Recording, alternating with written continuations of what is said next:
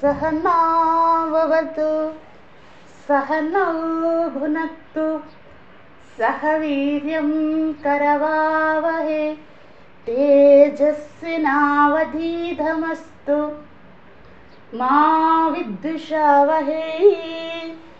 ॐ शान्ति शान्ति शान्तिः। ॐ सदाशिवसमारम्भां शङ्कराचार्यमध्यमाम् अस्मदाचार्यपर्यन्तां वन्दे गुरुपरम्परां।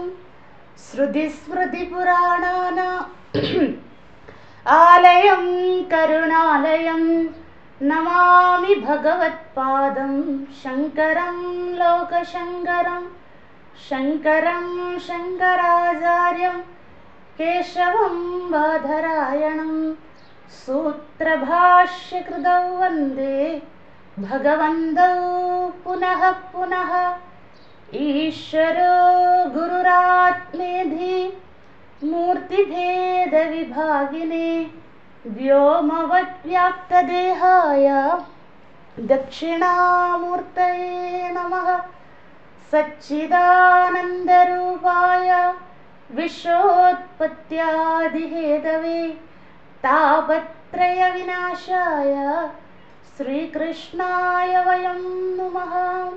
ॐ नमो ब्रह्मादिभ्यो ब्रह्मविद्या संवृताय कर्तृभ्यो वंशऋषिभ्यो महद्भ्यो नमो गुरुभ्यः। सर्वोपप्लवरहितः प्रज्ञानघनः प्रत्यगर्थो ब्रह्मैवाहमस्मि। हरिः ओम्। ॐ पूर्णमदः पूर्णमिदं पूर्णात् पूर्णमुदच्यते पूर्णस्य पूर्णमादाय पूर्णमेवावशिष्यते। ॐ शान्ति शान्ति शान्तिः। हरिः ओम्। श्रीगुरुभ्यो नमः। हरिः ओम्. എല്ലാ സാധകർക്കും പ്രണാമം. ഹരി ഓം. നമോ നാരായണ. അഥ ശുക്ലയജുർവേദീയ കാണ്വശാഃ ബൃഹദാരണ്യക ഉപനിഷത്ത് പ്രഥമകാണ്ഡം മധുകാണ്ഡം ദ്വിതീയ അധ്യായം ബ്രഹ്മവിദ്യാ പ്രകരണം തൃതീയ ബ്രാഹ്മണം മൂർത്താമൂർത്ത ബ്രാഹ്മണം. എല്ലാവരും നന്നായി പ്രാർത്ഥനയോടെ ഇരിക്കണം. നമ്മൾ ഇതുവരെ കണ്ട രണ്ട് ബ്രാഹ്മണങ്ങൾ പോലെയല്ല, ഇത് കുറച്ചും കൂടെ സൂക്ഷ്മമാണ്. അതുകൊണ്ട് ഭഗവാനോടും ഗുരുപരമ്പരയോടും പ്രത്യേകിച്ച് യാജ്ഞവൽക്യ മഹർഷിയുടെ പാദങ്ങളിലും നമസ്കരിക്കുക. മനസ്സുകൊണ്ട് ഇതെനിക്ക് ശ്രദ്ധയോടെ ശ്രവിക്കാൻ സാധിക്കണേ. ശ്രവിക്കുന്നത് മനസ്സിലാക്കുവാനുള്ള കഴിവ് നൽകണേ. എൻ്റെ മനസ്സ് ഇവിടെ തന്നെ ഈ ബൃഹദാരണ്യകം എന്ന ശ്രുതിയിൽ അല്ലെ യാജ്ഞവൽക്യ മഹർഷിയുടെ പാദങ്ങളിൽ മനസ്സ് ഉപസ്ഥിതമാകണേ എന്ന് നന്നായി പ്രാർത്ഥിക്കുക. ഓം നമഃ പരമഋഷിഭ്യോ നമഃ പരമഋഷിഭ്യോ നമഃ പരമഋഷിഭ്യഃ. ബൃഹദാരണ്യ ഉപനിഷത്ത് നമ്മൾ മധുകാണ്ഡം 2 അധ്യായങ്ങളോടുകൂടി, ഒന്ന് ഉപാസനാ പ്രകരണം സാമാന്യമായി കണ്ടു, ദ്വിതീയ അധ്യായം ബ്രഹ്മവിദ്യാ പ്രകരണം, പ്രഥമ ബ്രാഹ്മണം അജാതശത്രു ബ്രാഹ്മണം 20 മന്ത്രങ്ങളോടുകൂടി, അതും നമ്മൾ അജാതശത്രുവും ഗാർഗ്യ സംവാദത്തിൽ ആഖ്യായിക രൂപത്തിൽ സുഷുപ്തി വിചാരത്തോടുകൂടി സാമാന്യമായി കണ്ടു. ആ സുഷുപ്തി വിചാരത്തിൻ്റെ അനന്തരമായി സത്യസ്യ സത്യം എന്ന പ്രമാണവാക്യത്തെ അജാതശത്രു എന്ന ഗുരുനാഥൻ ഗാർഗ്യൻ ഉപദേശിച്ചു. അത് മനസ്സിലാകാത്തവർക്ക് വേണ്ടി, അത് നിങ്ങളുടെയൊക്കെ, നിങ്ങളുടെ നമ്മുടെ എല്ലാവരും യാജ്ഞവൽക്യ മഹർഷി പറയാണ് കേട്ടോ, നമ്മളുടെയൊക്കെ എന്താണ് അധികാരത്തിൻ്റെ കുറവ് കൊണ്ടാണ് എന്ന് അദ്ദേഹം ഓർമ്മിപ്പിച്ചുകൊണ്ട് ആ ന്യൂനതയെ പരിഹരിക്കുവാനായിട്ടാണ് ശിശു ബ്രാഹ്മണവും മൂർത്താമൂർത്ത ബ്രാഹ്മണവും, അതായത് ദ്വിതീയ ബ്രാഹ്മണവും തൃതീയ ബ്രാഹ്മണവും. ശിശു ബ്രാഹ്മണത്തിൽ വളരെ സാമാന്യമായി ഉപാസന പറഞ്ഞു തന്നു. നമ്മൾക്കൊരു അതിശയോക്തി തോന്നാം, ഇതൊക്കെ ഞാൻ എങ്ങനെയാണ് ചെയ്യുക, പശുക്കിടാവിനെയൊക്കെ ഞാൻ ഏത് കാലത്ത് കാണാനാണ്, അല്ലെങ്കിൽ ഞാൻ എൻ്റെ ജീവിതത്തിൽ എപ്പോൾ സോമയാഗം ചെയ്യാനാ, അല്ലെ കാണാനാ കണ്ണുകൊണ്ട്, ഇത്യാദി അതിശയോക്തി നമുക്ക് തോന്നാം. അപ്പോൾ എപ്പോഴും ഓർക്കണം, യാജ്ഞവൽക്യ മഹർഷി ത്രേതായുഗത്തിൽ പറഞ്ഞതാണ്. അപ്പോൾ ഇപ്പോഴത് പ്രാവർത്തികമാക്കുവാൻ വളരെ വളരെ പ്രയാസകരമായതുകൊണ്ട് നമ്മൾക്കത് മനസ്സിൽ ഭാവന ചെയ്യാനേ സാധിക്കുകയുള്ളൂ. എന്താണ് സർവ്വജീവചരാചരങ്ങൾ, അതിൽ പശുക്കിടാവ് എന്നതൊരു നിമിത്തം മാത്രമാണ്, അല്ലെങ്കിൽ ഉദാഹരണം മാത്രമാണ്. സർവ്വജീവജാലങ്ങൾക്കും എങ്ങനെയാണോ വാസസ്ഥലം, അതിനുള്ള സംരക്ഷണം ഇത്യാദികൾ പ്രാധാന്യം, അതുപോലെ തന്നെ പരമാത്മാവ് പ്രാണരൂപത്തിൽ ശരീരം മുഴുവൻ വ്യാപിച്ചിരിക്കുന്നത് കൊണ്ടാണ് ഞാനുള്ളത്. ആ പ്രാണൻ മാത്രമുണ്ടെങ്കിൽ എൻ്റെ ശരീരത്തിന് നിലനിൽപ്പില്ല. അതിന് അന്നപാനീയങ്ങൾ നൽകണം. അതിനുശേഷം ഇന്ദ്രിയങ്ങളെ നിഗ്രഹിക്കലാണ് ഏറ്റവും പ്രയാസകരം. അതുകൊണ്ട് ചക്ഷുരേന്ദ്രിയത്തിന് ഉദാഹരണമായി പറഞ്ഞു. ഇതൊന്നും നമ്മുടെ സ്വന്തമല്ല, ദേവതകളും ഓരോ ഇന്ദ്രിയങ്ങളിൽ അവരുടെ ധർമ്മം യഥാവിധി നടത്തുന്നത് കൊണ്ടാണ് എൻ്റെ ഇന്ദ്രിയങ്ങൾ അവയുടെ ധർമ്മം ചെയ്യുന്നത്. അത് രണ്ടാമത്തെ മന്ത്രത്തിൽ. പിന്നെ 3, 4 മന്ത്രങ്ങൾ സോമയാഗത്തിൻ്റെയാണ്. സോമയാഗമൊക്കെ കാണാൻ സാധിക്കുക പോലും ദുഷ്കരമാണ്, പ്രത്യേകിച്ച് ഈ കലിയുഗത്തിൽ. കാരണം സോമരസം കൊണ്ടാണ് സോമയാഗം ചെയ്യേണ്ടത്. സോമസസ്യം എന്ന് പറയുന്നത് ഇപ്പോഴില്ല, കിട്ടാനേ ഇല്ല. അപ്പോൾ അതിന് ബദലായിക്കൊണ്ട് മറ്റു പല ദ്രവ്യങ്ങളുമാണ് ഉപയോഗിക്കുന്നത്. അപ്പോൾ അതിൻ്റേതായ ന്യൂനതയുണ്ട്, അത് വേറെ കാര്യം.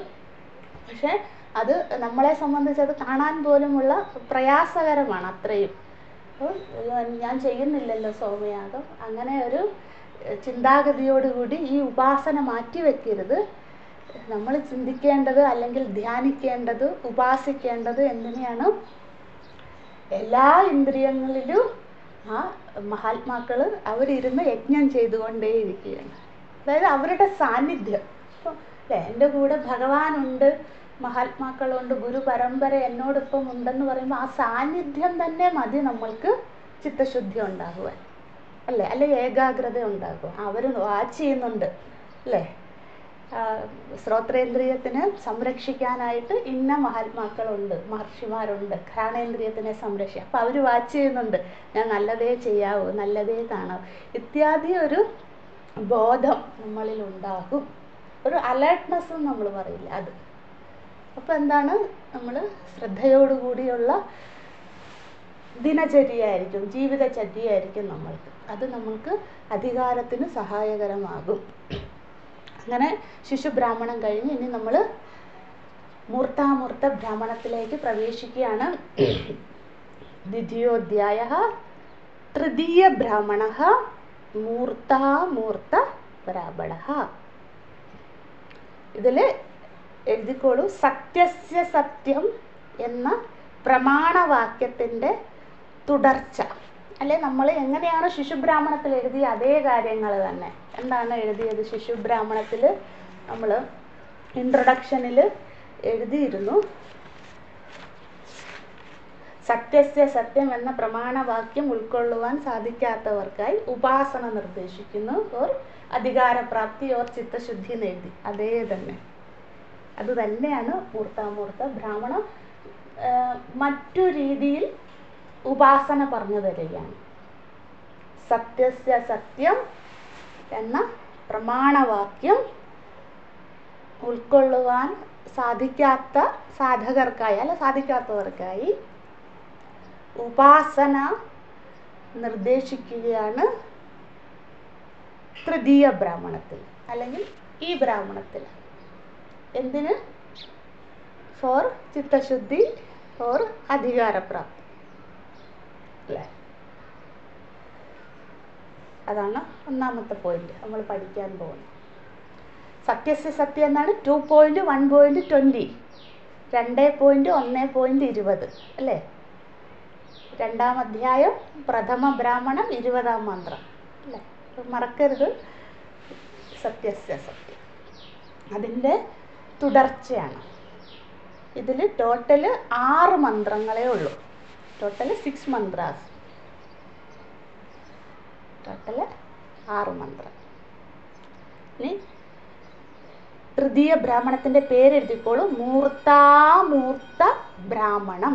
മൂർത്ത അമൂർത്ത ഒരുമിച്ച് പറയുമ്പോൾ എങ്ങനെ സമസ്തപദം? മൂർത്താമൂർത്ത ബ്രാഹ്മണം.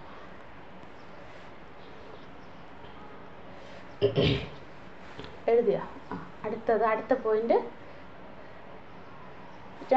രണ്ട് കാര്യങ്ങളാണ് നമ്മൾ ചർച്ച ചെയ്യുന്നത്. ഒന്നാമത്തത് പ്രാണതത്വവിചാരം.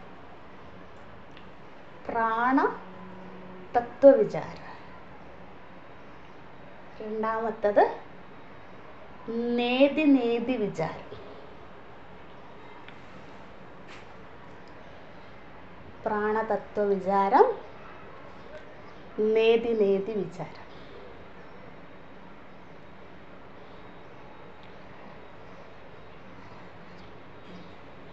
നമ്മൾ പഠിച്ചിട്ടുണ്ട്. ആരെങ്കിലും ഓർക്കുന്നുണ്ടോ? നേതി ഒരു പ്രകരണ ഗ്രന്ഥത്തിലാണ് പഠിച്ചത്. വളരെ ചെറിയ 3 ശ്ലോകങ്ങൾ അടങ്ങി. ഞാനൊന്ന് ചൊല്ലാം. ആരെങ്കിലും ഓർക്കുന്നുണ്ട്? പറയാ. Very good.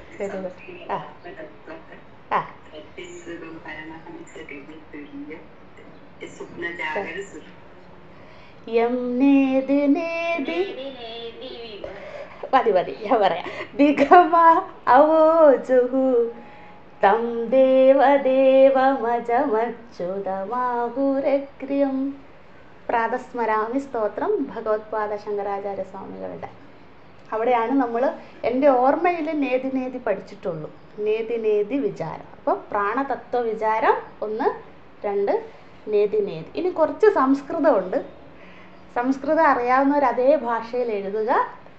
ഭഗവാൻ ശങ്കരാചാര്യ സ്വാമികളുടെ മൂർത്താമൂർത്ത ബ്രാഹ്മണത്തിൻ്റെ ഉപോദ്ഘാതമാണ്. ഉപോദ്ഘാതം എന്ന് വെച്ചാൽ ഇൻട്രൊഡക്ഷൻ ഭാഷ്യമാണ്.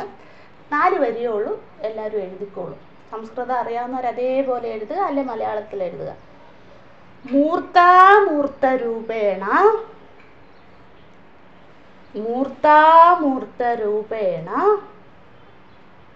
രൂപം എന്ന വാക്കിൻ്റെ അർത്ഥം നമ്മൾ പഠിക്കും കേട്ടോ.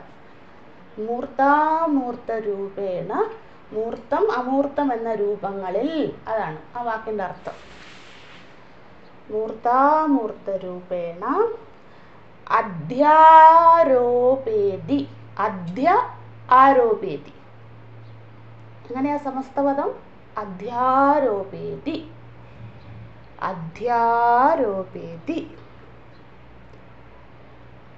മന്ത്രം അല്ല, പ്രഥമ മന്ത്ര, പഞ്ചമ മന്ത്ര.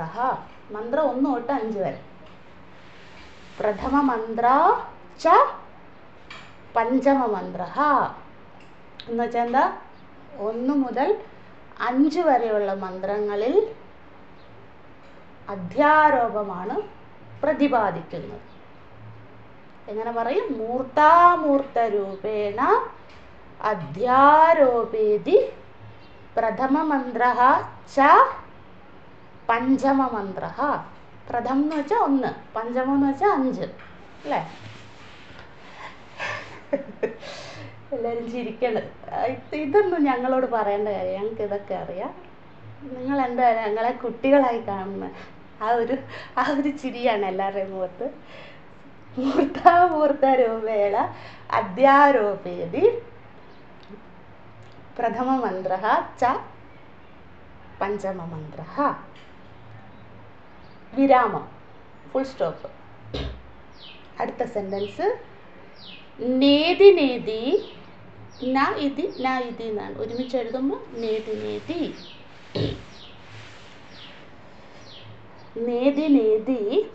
അപവാദവചനേന നേതി നേതി അപവാദവചനേന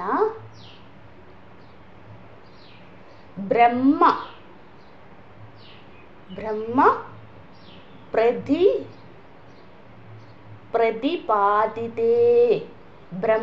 പ്രതിപാദിതേ ഷഷ്ടമന്ത്രഃ. ആറാമത്തെ മന്ത്രത്തിൽ പൂർണ്ണവിരാമം, ഫുൾ സ്റ്റോപ്പ്. നേതി നേതി അപവാദവചനേന ബ്രഹ്മ പ്രതിപാദിതേ. ഷഷ്ടം 6, ഷഷ്ടമന്ത്രഃ എന്ന് വെച്ചാൽ എന്താണ്? മൂർത്താമൂർത്ത രൂപേണ അധ്യാരോപേതി. അതായത് മന്ത്രം 1 മുതൽ 5 വരെ എന്താണ്? മൂർത്തം അമൂർത്തം എന്ന രീതിയിൽ അധ്യാരോപിക്കുകയാണ്. അതായത് അധ്യാരോപം എന്താണ്? അധസ്മിൻ തദ്ബുദ്ധി, ഇല്ലാത്തതിൽ ഉള്ളതിനെ ആരോപിക്കൽ, അധ്യാരോപം. അധ്യാസമൊക്കെ നമ്മൾ പലയിടത്തും പഠിച്ചിട്ടുണ്ട് അല്ലേ? അധ്യാരോപം. മൂർത്തം അമൂർത്തം എന്ന 2 രൂപം എന്ന വാക്കിൻ്റെ അർത്ഥം പഠിക്കും കേട്ടോ, അതുകൊണ്ടാണ് ഇവിടെ പറയാത്തത്. ഇനി മൂർത്തം എന്താ അമൂർത്തം എന്താന്നൊക്കെ പഠിക്കും. അപ്പം മൂർത്തം അമൂർത്തം എന്ന 2 നാമങ്ങളോടുകൂടി 1 മുതൽ 5 വരെയുള്ള മന്ത്രങ്ങളിൽ അധ്യാരോപമാണ് പ്രതിപാദിക്കുന്നത്. അതായത് സബ്ജക്റ്റ്, വിഷയം അതാണ്. അടുത്ത എന്താണ്? മന്ത്രം 6 നേതി നേതി എന്ന അപവാദം. അതായത് ഇതൊന്നും ശാശ്വതമല്ല, എന്തിലൊക്കെ എന്നെ ഈശ്വരനെ കാണിച്ചു തന്നു അല്ലെ, എല്ലാറ്റിലും ഈശ്വരൻ, പശുക്കിടാവിനെ കാണുമ്പോഴും എന്തിലൊക്കെ എല്ലാറ്റിലും ഈശ്വരനെ കാണാൻ പറഞ്ഞു. അവസാനം പറയും ഇതൊന്നും ശാശ്വതമല്ല, എന്തിലൊക്കെ ഈശ്വരനെ കണ്ടോ ഇതൊക്കെ നശിക്കുന്നതാണ്, അതിനെയൊക്കെ അപവദിക്കുകയാണ്. അപവാദ വചനേന, അപവാദം എന്ന വചനം കൊണ്ട്, നേതി നേതി എന്ന അപവാദ വചനം കൊണ്ട്, ഈ വാക്യം, വചനം എന്ന് വെച്ചാൽ വാക്യം, നേതി നേതി എന്ന വാക്യം കൊണ്ട് ബ്രഹ്മ പ്രതിപാദ്യതേ, ബ്രഹ്മൻ മാത്രമേ ഉള്ളൂ, പരമാത്മാവ് മാത്രമേ ഉള്ളൂ ശാശ്വതമെന്ന് പ്രതിപാദിക്കുന്നു. അവിടുത്തെ മന്ത്രം 6ന്റെ സബ്ജക്റ്റ് അപവാദമാകുന്നു. എല്ലാവരും എഴുതിയെന്ന് വിചാരിക്കുന്നു. നമുക്ക് ഒരുമിച്ച് വായിക്കാത്. മൂർത്താമൂർത്ത രൂപേണ അധ്യാരോപേതി പ്രഥമ മന്ത്ര ച പഞ്ചമ മന്ത്ര. നേതി നേതി അപവാദവചനേന ബ്രഹ്മ പ്രതിപാദിതേ. പാദിതേ എന്ന് വെച്ചാൽ പ്രതിപാദിക്കുന്നു എന്ന് പറയില്ല, അതാണ് ബ്രഹ്മ പ്രതിപാദിതേ ഷഷ്ടമന്ത്ര. എഴുതിയെന്ന് വിചാരിക്കുന്നു എല്ലാവരും. ഇനി നമുക്ക് മന്ത്രം 1ലേക്ക് പ്രവേശിക്കാം. ദ്വേ ഭാവ ബ്രഹ്മണോ രൂപേ. രൂപേ എന്നുള്ളത് അവിടെ ഉണ്ട്, അവിടെ നമുക്ക് പഠിക്കാം. ദ്വേ ഭാവ ബ്രഹ്മണോ രൂപേ കോമ മൂർത്തം ച ഏവം അമൂർത്തം ച. മൂർത്തം ച ഏവ അമൂർത്തം ച. മർത്യം ച അമൃതം ച. സ്ഥിതം ച യച്ച സച്ച തെച്ച. ഇതാരെങ്കിലും ഓർക്കുന്നുണ്ടോ? ഈ അവസാനം യച്ച സച്ച തെച്ച. സച്ച തെച്ചാഭവത് നിരുക്തം ച നിരുക്തം ച നിലയനം ച നിലയനം ച. നാരായണ. തൈത്തരീയം. അത് രുദ്രത്തിലും ഉണ്ട് കേട്ടോ. Very good. ഒന്നുകൂടെ പറയാം. ദ്വേ വാവ ബ്രഹ്മണോ രൂപേ മൂർത്തം ച ഏവം അമൂർത്തം ച മർത്യം ച അമൃതം ച സ്ഥിതം ച യച്ച സച്ച തെച്ച. അപ്പോൾ നിങ്ങൾക്ക് എല്ലാവർക്കും മനസ്സിൽ അത് ഓർമ്മയുണ്ടെന്ന് വിചാരിച്ചു. നമ്മൾ ബൃഹദാരണ്യം മാത്രമല്ല പഠിക്കുന്നത്, പൂർവ ഉപനിഷത്ത് മനന വിചാരവും ഇതോടൊപ്പം നടക്കുന്നുണ്ട്. അതുകൊണ്ടാണ് എല്ലാം ഇങ്ങനെ നമ്മുടെ മനസ്സിൽ വരണം. അതാണ് മനനം. അപ്പോൾ പ്രഥമ മന്ത്രം നമുക്ക് ഒരുമിച്ച് പാരായണം ചെയ്യാം. ദേവാവ ബ്രഹ്മണോ രൂപേ മൂർത്തം ച ഏവം അമൂർത്തം ച മർത്യം ച അമൃതം ച സ്ഥിതം ച യച്ച സച്ച തെച്ച. ഒന്നുകൂടെ ചൊല്ലാം.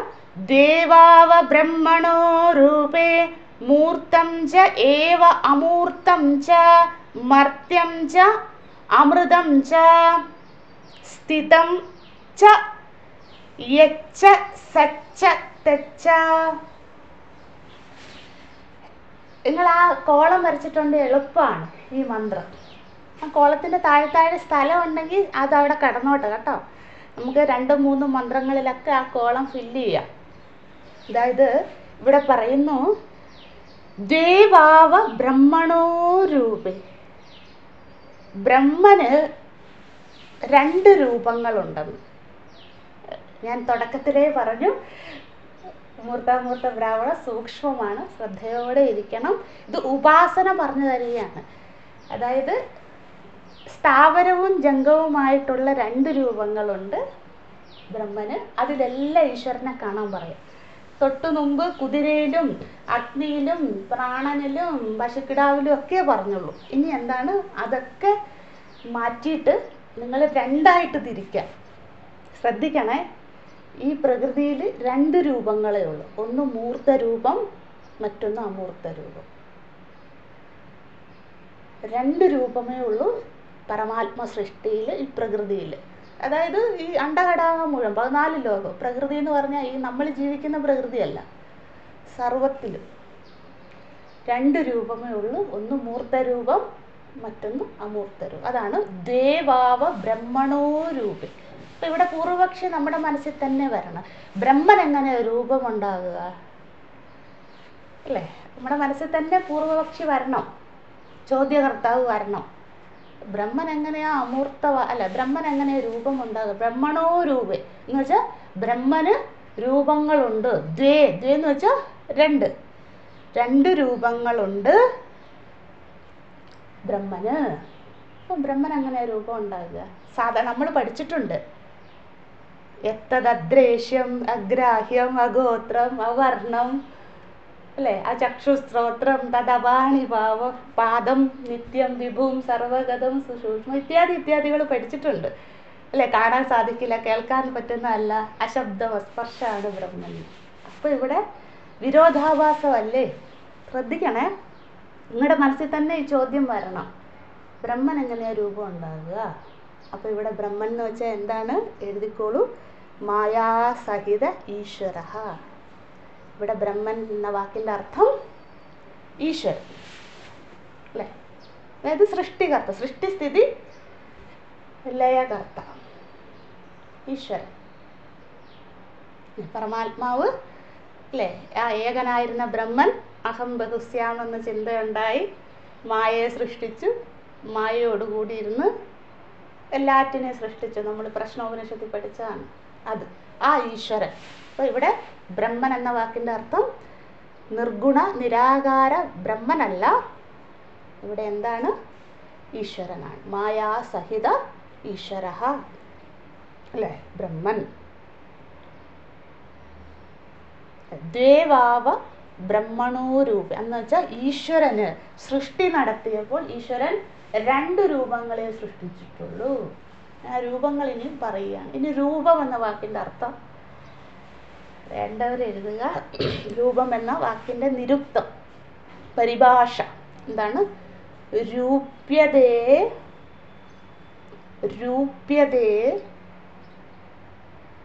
ന്യായതേ. ജ്ഞാനം എന്നുള്ള ന്യായാണ്. രൂപ്യതേ ജ്ഞായതേ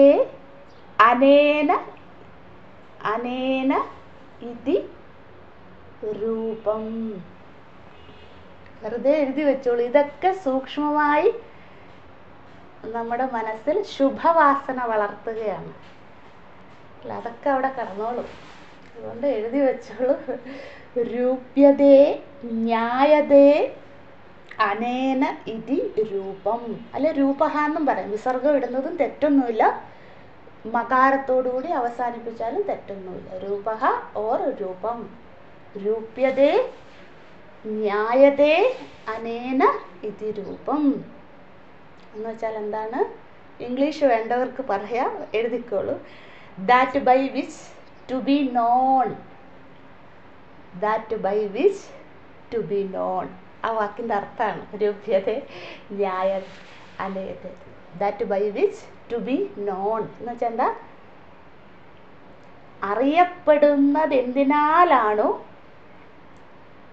അറിയപ്പെടുന്നത് എന്തിനാലാണോ അതിനെ രൂപമെന്ന് വിളിക്കുന്നു. അറിയപ്പെടുന്നത് എന്തിനാലാണോ അത് രൂപം. ആരറിയപ്പെടുന്നു? ഈശ്വരൻ. ബ്രഹ്മണോ രൂപേന്നല്ലേ പറഞ്ഞത്. അപ്പോൾ ഇവിടെ അറിയപ്പെടുന്നതെന്ന് വെച്ചാൽ ഈശ്വരൻ അറിയപ്പെടുന്നത്. ഈശ്വരൻ അറിയപ്പെടുന്നത് എന്തിനാലാണോ അതിനെ രൂപമെന്ന് വിളിക്കുന്നു. വളരെ സിമ്പിളായിട്ട്, ഇതൊക്കെ ടെക്നിക്കലായിട്ട് പറഞ്ഞതാണ്. വളരെ സിമ്പിളായിട്ട് പറഞ്ഞാൽ പരമാത്മാവ് എനിക്ക് സൃഷ്ടി നടത്തണമെന്നുള്ള ഇച്ഛയുണ്ടായി. ആ ഇച്ഛയ്ക്ക് അനുസൃതമായി മായാസഹിതനായി മായയെ സൃഷ്ടിച്ചു. മായയോടുകൂടി രണ്ടായി, രണ്ടും കൂടെ ചേർന്ന് സൃഷ്ടി നടത്തി. ആ സൃഷ്ടിയിൽ ആവിഷ്കൃതമായതൊക്കെ ഈശ്വരൻ്റെ രൂപമാണ്. എന്താണ്? ഈശ്വരൻ സൃഷ്ടി നടത്തിയപ്പോൾ ആ സൃഷ്ടിയിൽ ആവിഷ്കൃതമാകുക എന്ന് വെച്ചാൽ എന്താണ്? മാനിഫെസ്റ്റ് ചെയ്യുക, ഉണ്ടായതൊക്കെ അല്ലേ? അറിയില്ലേ? എല്ലാം നിങ്ങൾക്കറിയാം, മാനിഫെസ്റ്റൊക്കെ അറിയാം. അതാണ്. അപ്പം ഈശ്വരൻ മായാസഹിതനായി സൃഷ്ടി നടത്തി. ആ സൃഷ്ടിയിൽ ആവിഷ്കൃതമായതൊക്കെ ഈശ്വരൻ്റെ രൂപമാണ്. ശ്രദ്ധിക്കണേ, ഈശ്വരൻ മായാസഹിതനായി സൃഷ്ടി നടത്തി. ആ സൃഷ്ടിയിൽ ആവിഷ്കൃതമായതൊക്കെ ഈശ്വരൻ്റെ രൂപമാകുന്നു. ആര് പറയുന്നു? യാജ്ഞവൽക്യ മഹർഷി പറയുകയാണ് അല്ലേ? അതാണ്. അപ്പോൾ രൂപം എന്ന വാക്കിൻ്റെ അർത്ഥം മാനിഫെസ്റ്റ് ഫോം എന്നാണ്. പരമാത്മാവിൻ്റെ മാനിഫെസ്റ്റ് ഫോമാണ് ഈ കാണുന്നതൊക്കെ അല്ലേ? അതാണ് ദ്വേവാവ ബ്രഹ്മണോരൂപം. അപ്പോൾ ഈ മാനിഫെസ്റ്റ് ഫോം, അതായത് ആവിഷ്കാര രൂപം രണ്ടെണ്ണം ഉണ്ടെന്ന് എനിക്ക് അറിഞ്ഞുകൂടാ എത്രമാത്രം ദഹിക്കുന്നുണ്ടെന്ന്. ടെക്നിക്കാലിറ്റി ഒക്കെ വിട്ടേര്, ഇത്രയും മാത്രം ഓർത്താൽ മതി. ഭഗവാൻ സൃഷ്ടി നടത്തുന്നു. ആ സൃഷ്ടി വിചാരം ഇപ്പം മനസ്സിൽ വരണം. ആ സൃഷ്ടി നടത്തുമ്പോൾ ഭഗവാന്റെ രൂപമാണ് സൃഷ്ടി മുഴുവൻ. രണ്ട് തരത്തിലാണ് ആ രൂപമുണ്ടായത്, അല്ലെങ്കിൽ ഭഗവാൻ ആവിഷ്കൃതമായത് ദ്വേവാവ, രണ്ട് തരത്തിലാണ്. ഇനി ആ രൂപങ്ങളാണ് പറയുന്നത്. നമ്മൾ വിചാരിച്ചിരുന്ന എന്താണ്? 84,000 ലക്ഷം സ്പീഷ്യസുകളായിട്ടാണ് സൃഷ്ടിച്ചത് ഇല്ലേ? അതൊക്കെ ശരി തന്നെ. അതിനെ വെറും രണ്ട് കാറ്റഗറി ആയിട്ട് തിരിക്കുകയാണ്. ആ രൂപങ്ങളാണ് പറയുന്നത്. ഒന്ന് മൂർത്തം, ഒന്ന് അതാണ് മൂർത്തം ച ഏവം അമൂർത്തം ച. ഒന്ന് മൂർത്തമായിട്ടും സൃഷ്ടിച്ചു, അമൂർത്തമായിട്ടും സൃഷ്ടിച്ചു. ഭഗവാന്റെ സൃഷ്ടി മനസ്സിൽ ചിന്തിക്കുക. ഭഗവാൻ സൃഷ്ടിച്ചു മായയോടുകൂടി. എങ്ങനെ? ഒന്ന് മൂർത്ത രൂപത്തിലുള്ള സൃഷ്ടി നടത്തി, രണ്ട് അമൂർത്ത രൂപത്തിലുള്ള സൃഷ്ടി നടത്തി. എന്തിനു വേണ്ടി യാജ്ഞവൽക്യ മഹർഷി ഇത് പറയുന്നു? ഇത്രയേ ഉള്ളൂ. എന്ത് മൂർത്ത രൂപങ്ങൾ കണ്ടാലും അതിൽ ഈശ്വര സ്മരണ വരണം.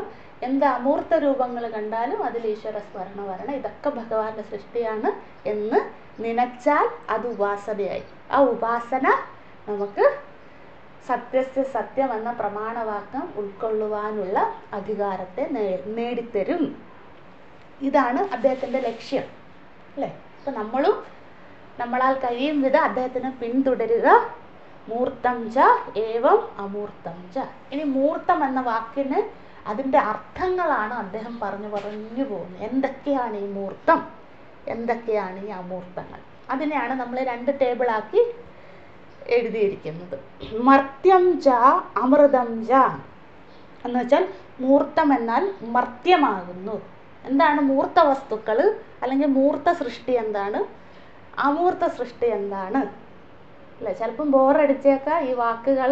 പക്ഷെ അതുകൊണ്ടാണ് ഞാൻ പറഞ്ഞത് പ്രാർത്ഥനയോടെ ഇരിക്കണം. നമുക്ക് വേണ്ടിയാണ് ഈ ഉപാസന പറയുന്നത്. എന്താണ് മൂർത്ത സൃഷ്ടികൾ? അദ്ദേഹം തന്നെ പറയുന്നു. മൂർത്തം എന്നാൽ മർത്യം, അമൂർത്തം എന്നാൽ അമൃതം. മർത്യം എന്ന് വെച്ചാൽ ജഡവസ്തുക്കളെയാണ് മർത്യം. അതായത് കുറച്ചും കൂടെ മനസ്സിലാകാനായിട്ട് പറയാം, എഴുതിക്കോളൂ. വേണമെങ്കിൽ അതിൻ്റെ താഴെയായിട്ട് ആ ടേബിളിൽ തന്നെ നിങ്ങൾ പെൻസിൽ കൊണ്ടോ വല്ല എഴുതിക്കോളൂ. ജഡം എന്ന് വെച്ചാൽ സർവ സ്ഥൂല ശരീരം, എല്ലാ ജീവികളുടെയും സ്ഥൂല ശരീരം നശിച്ചു പോകുന്നതാണ്.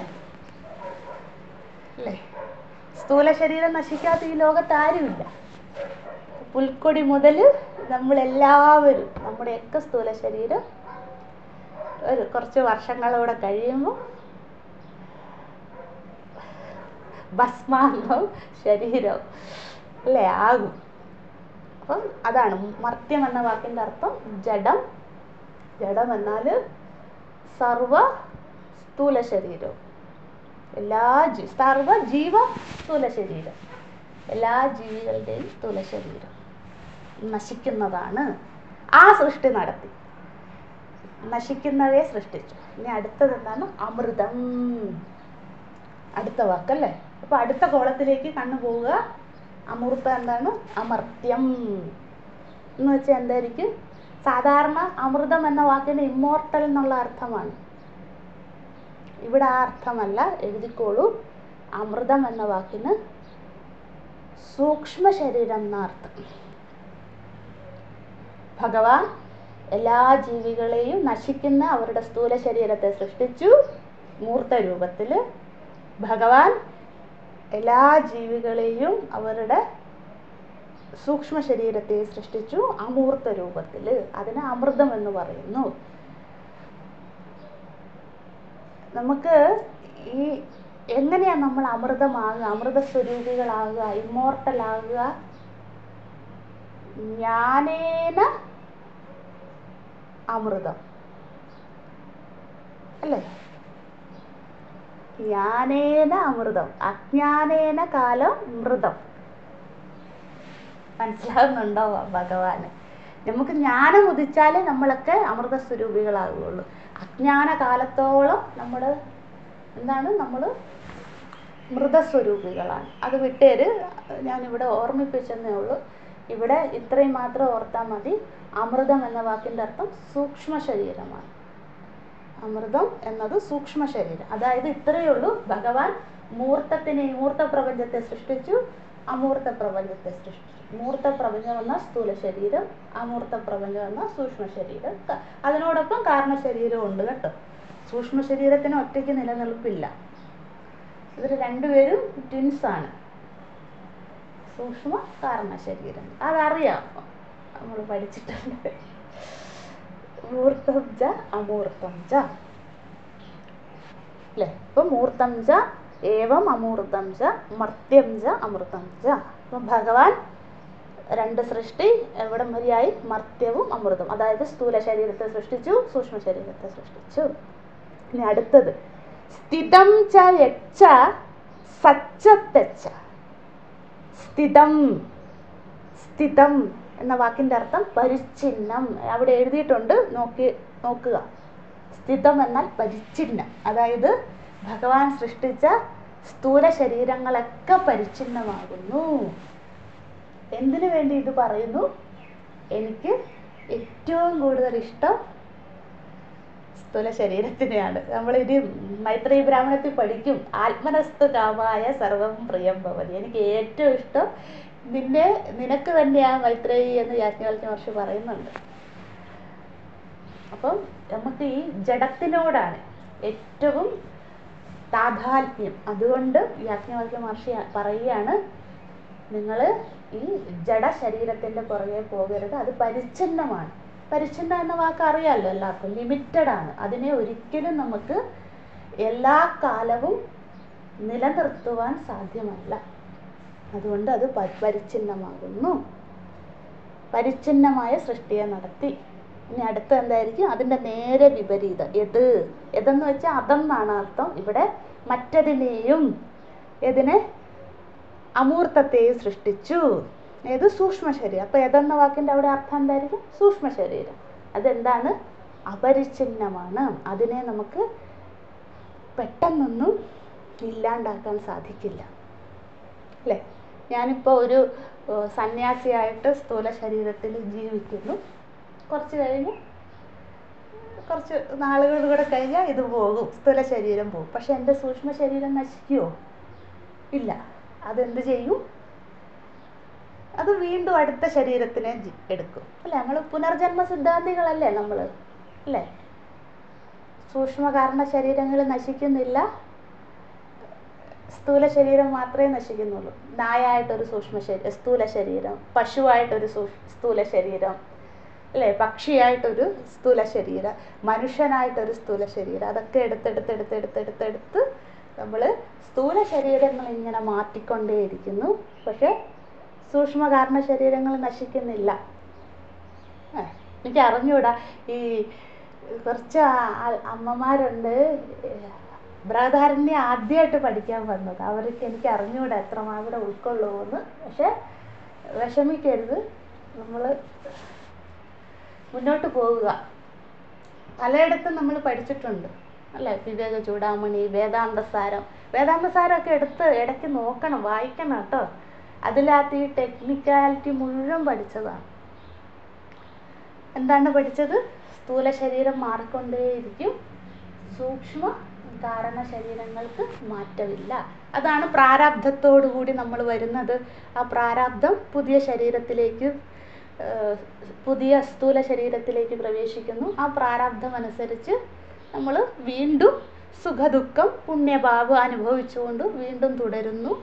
നമുക്കറിയാതെ. അപ്പം അതുകൊണ്ട് ഇവിടെ എന്താണ്? യത് എന്ന വാക്കിൻ്റെ അർത്ഥം സൂക്ഷ്മ ശരീരം. അത് അപരിച്ഛിന്നമാണ്, അതിനെ പെട്ടെന്നൊന്നും നശിപ്പിക്കാൻ സാധിക്കില്ല.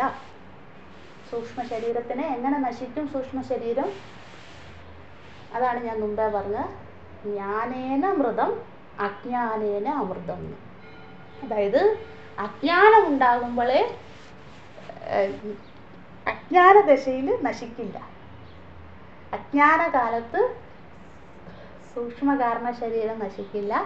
ജ്ഞാനം ഉദിച്ചാലേ നമുക്ക് സ്ഥൂല സൂക്ഷ്മ കാരണ ശരീരം 3 ശരീരവും നശിച്ച് ജീവൻ മുക്തരാകുകയുള്ളൂ.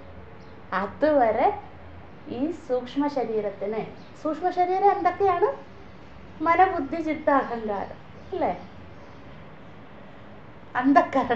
അന്ധക്കരണത്തിനെയാണ് സൂക്ഷ്മ ശരീരം എന്ന് പറയുന്നത്. അല്ലെ പ്രാണമയം, മനോമയം, വിജ്ഞാനമയം, ആനന്ദമയം, ഇതിനെയാണ് സൂക്ഷ്മ ശരീരം എന്ന് പറയുന്നത്. ഇതൊക്കെ നമ്മൾ പഠിച്ചതാണ് തൈത്തിരീയത്തിലൊക്കെ. ശ്രദ്ധയോടെ ഇരിക്കണേ.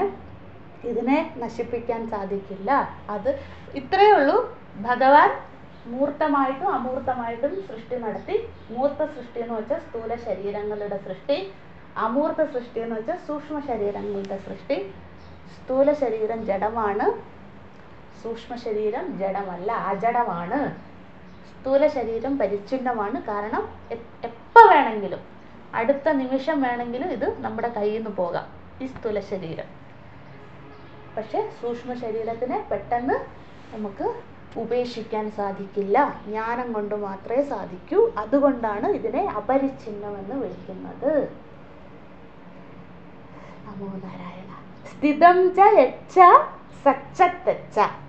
അപ്പോൾ സതെന്ന വാക്ക്, സ്ഥിതം എന്ന വാക്കിൻ്റെ അർത്ഥം കണ്ടു. യച്ഛ എന്ന് വെച്ചാൽ യത് അധികം ച എന്നാണ് കേട്ടോ. യത് അധികം ച, അതും. അപ്പം അത് കണ്ടു, പരിച്ഛിന്നം കണ്ടു. ഇനി അടുത്തത് സച്ച തെച്ച. സത് ച തെജ് ച, അതാണ് സച്ച തെച്ച. സതെന്ന് വെച്ചാൽ എന്താണ്? പ്രത്യക്ഷ ഗോചരം. സതെന്ന വാക്കിൻ്റെ അർത്ഥം എന്താ? പ്രത്യക്ഷ ഗോചരം. അപ്പം ഭഗവാൻ പ്രത്യക്ഷ ഗോചരമായിട്ട് സൃഷ്ടി നടത്തി. എന്നുവെച്ചാൽ നമ്മുടെ കണ്ണുകൊണ്ട് കാണാം. സ്ഥൂല ശരീരത്തിനെ നമുക്ക് കണ്ണുകൊണ്ട് കാണാം. അതാണ് പ്രത്യക്ഷ ഗോചരം. ഗോചരം വിമലബോധ ചക്ഷുഷഃ നിത്യ ശുദ്ധമനാദി വസ്തുവത് ബ്രഹ്മതത്വസി ഭാവയാത്മനി പ്രത്യക്ഷ ഗോചരം എന്ന് വെച്ചാൽ എന്താ? കണ്ണുകൊണ്ട് കാണാൻ സാധിക്കുന്നത്. സ്ഥൂല ശരീരം എല്ലാവരുടെയും അല്ലേ, ഒരു പുൽക്കൊടി മുതൽ സർവ്വ ജീവചരാചരങ്ങളുടെയും സ്ഥൂല ശരീരമുള്ള സർവ്വ ജീവചരാചരങ്ങളുടെയും സ്ഥൂല ശരീരം നമുക്ക് കണ്ണുകൊണ്ട് കാണാൻ സാധിക്കും. അടുത്ത എന്താണ്? അതിൻ്റെ നേരെ വിപരീതം എന്ന വാക്കിൻ്റെ അർത്ഥം എന്താ? പ്രത്യക്ഷ അഗോചരം എന്ന് വെച്ചാൽ സൂക്ഷ്മ ശരീരം. കാണാൻ സാധിക്കുമോ? മനസ്സ്, ബുദ്ധി, ചിത്തം ഇതിനെയൊക്കെ കാണാൻ സാധിക്കുമോ? ഒരിക്കലും ഇല്ല അല്ലേ? അതാണ് പ്രത്യക്ഷ അഗോചരം. കണ്ണുകൊണ്ട് കണ്ട് അനുഭവിക്കാൻ സാധ്യമാകാത്തത് അല്ലേ? പ്രത്യക്ഷ അഗോചരം. അടുത്ത 2, 4, 5 ഇതിലില്ലാത്തതാണ്. മൃഡാനന്ദ സ്വാമിയുടെ പുസ്തകത്തിലുണ്ട്. മൂർത്തം എന്നാൽ അചലം, ചലിക്കാത്തത്. യാജ്ഞവൽക്യ മഹർഷി പറയുന്നില്ല അത് കേട്ടോ, ഭാഷ്യത്തിലുള്ളതാണ്. ഇതൊക്കെ മൂർത്തത്തിൻ്റെ ഡെഫിനിഷൻസ് അല്ലെങ്കിൽ പര്യായങ്ങളാണ്. ഇപ്പം നമ്മൾ 1 മുതൽ 5 വരെ പറഞ്ഞില്ലേ, അചലം സ്ഥാവരം കൂടി ആകുമ്പോൾ 5 ആവും. ഈ 5 എണ്ണം ഈ മൂർത്തം എന്ന വാക്കിൻ്റെ പര്യായ പദങ്ങളാണ്. മറ്റേത് അമൂർത്തം എന്ന വാക്കിൻ്റെ പര്യായങ്ങളാണ്. അപ്പം അചലം എന്ന് വെച്ചാൽ ചലിക്കാത്തത്, നേരെ വിപരീതം ചലിക്കുന്നത്. മറ്റേത് സ്ഥാവരം എന്നാണ് കേട്ടോ, നിങ്ങൾ തിരുത്തി എഴുതണേ, സ്ഥാവരം. മറ്റേത് ജംഗമം. എന്താണ്? മൂവിങ് ആൻഡ് നോൺ മൂവിങ് അല്ലെ, ചലിക്കുന്നതും ചലിക്കാത്തതും. സ്ഥാവരം, ജംഗമം, വ്യാപ്തം, യത്കിഞ്ചസ്യ ചരാചരം തത്പദം ദർശിതം വേന തസ്മൈ ശ്രീ ഗുരവേ നമഃ. നമുക്കറിയാം സ്ഥാവരം ജംഗമം 2 എണ്ണത്തിനെ ഭഗവാൻ സൃഷ്ടിച്ചിട്ടുള്ളൂ. ഒന്ന് സ്ഥാവര രൂപത്തിൽ, ഒന്ന് ജംഗമ രൂപത്തിൽ. ഇനി എല്ലാവരും പുസ്തകം അടച്ചു വെച്ചേരും. നമ്മൾ ഇന്ന് പഠിച്ചത് ഒന്ന് റിവിഷൻ ചെയ്തിട്ട് നമുക്ക് ബാക്കി നാളെ കാണാം. ശ്രദ്ധയോടെ ഇരിക്കുക, പ്രാർത്ഥനയോടെ ഇരിക്കുക. മൂർത്താമൂർത്ത ബ്രാഹ്മണം, തൃതീയ ബ്രാഹ്മണം യാജ്ഞവൽക്യ മഹർഷി വീണ്ടും ഉപാസന പറഞ്ഞു തരികയാണ്. അധ്യാരോപം അപവാദം എന്ന പ്രക്രിയയിലൂടെ. അധ്യാരോപം എന്താ? ഈ പ്രകൃതിയിൽ കാണുന്നതിനെയൊക്കെ ഈശ്വരൻ്റെ സൃഷ്ടിയായിട്ട് സങ്കല്പിച്ച് ഉപാസന ചെയ്യും. അവസാനം പറയും ഇതൊന്നും നിലനിൽക്കുന്നതല്ല. നമ്മൾ നേതി എത്തുമ്പോൾ അപവാദം പറയാട്ടോ, അതൊക്കെ വിട്ടേര്.